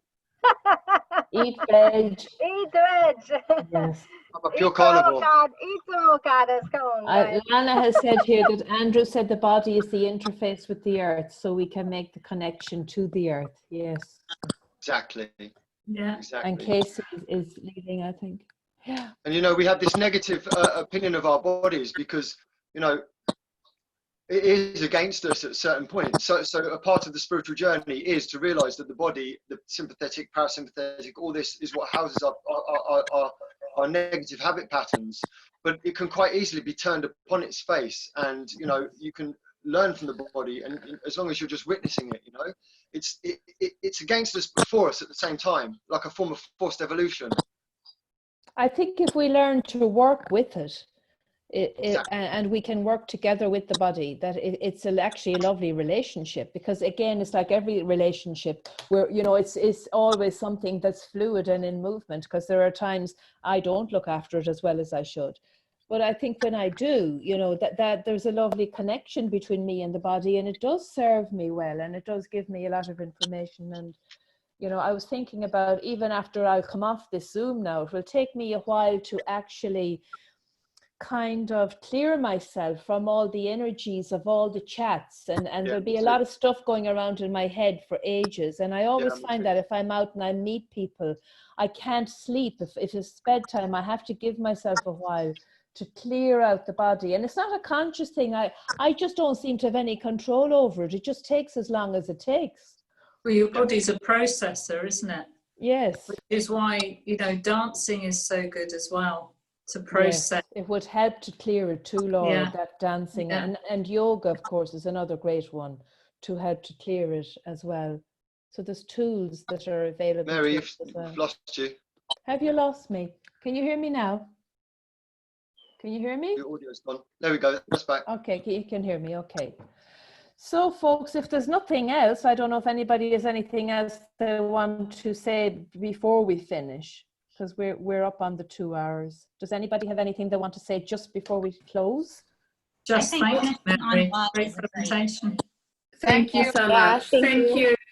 Thank you, Mary. It was really good. Oh, Yeah. Thank you sorry. all. Thank you. It was Thank you, brilliant. Linda. Yeah. Thank you all very much. We could talk about this, I'd say, forever, really. We could, you know, but that's the way it is. Data. No data. No data. We want no data. Okay. We want to be up there looking down. Come on, bitches. Okay, everyone. We will see you all next week. And thank you all very much for your contribution. Bye, everybody. Bye. Bye. Bye. Bye. Bye. Bye. Bye. Bye.